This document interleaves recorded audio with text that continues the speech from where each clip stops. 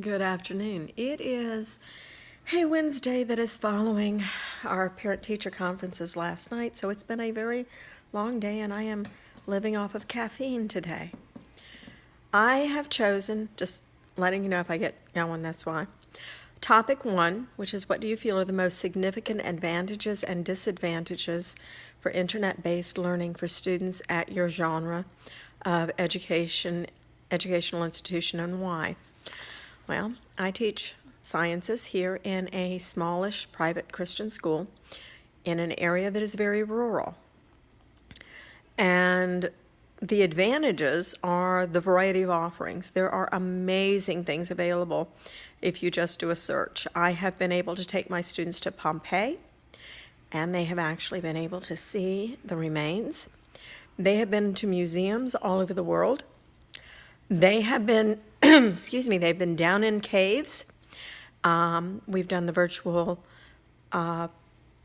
virtual field trips to the caverns, so they have been able to go and see the actual formations, the stalactites and the stalagmites, and have been able to see the size and get information that way.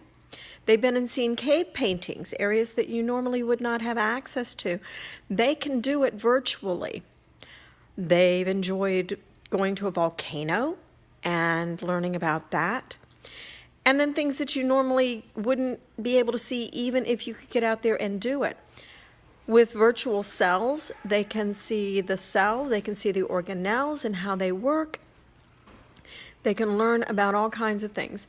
There are labs that I cannot do here because we can't afford it or because it involves just more than we ourselves can handle here. But I can go online or I can use this wonderful, connection, and my children can see the labs and they can learn about it. They can go on those neat lessons where they do an e-tour through, and they've done that with earthquakes. They have done that with a lot of things. So the advantages are the variety of offerings for all of the different areas I teach, including today I had the planetarium running, so they were in space.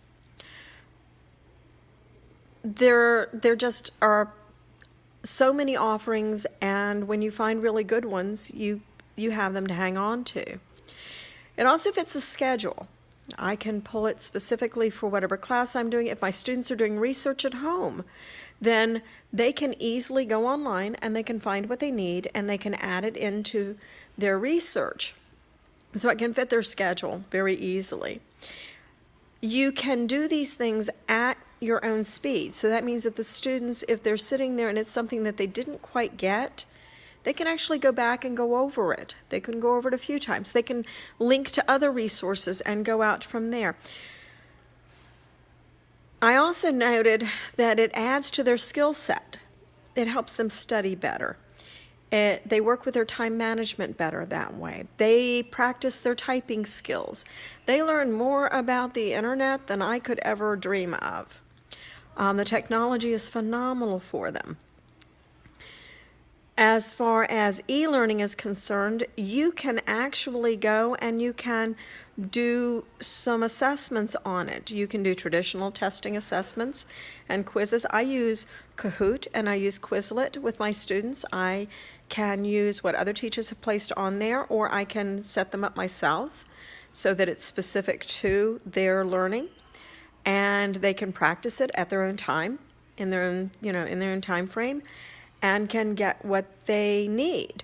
And then I can either check that or I can actually print from some of those, and use it as an assessment.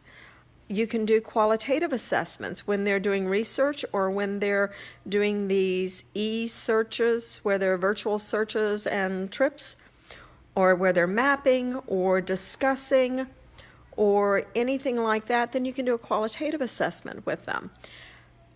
The problem with technology is we're in a rural area, and sometimes our internet doesn't really work that well. So that can be a problem. You also have to be careful about which sources you find.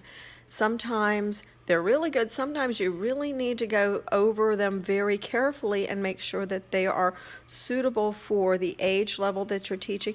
And in our case, because we're a Christian school, it has to be suitable for our students.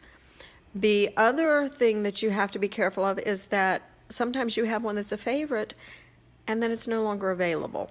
So you need to be careful about that too. But I think I've hit everything about why and what, and you guys have a blessed week. Hopefully no more hurricanes. We're getting the dregs right now from Maria, but it's not too bad for us, so have a blessed one.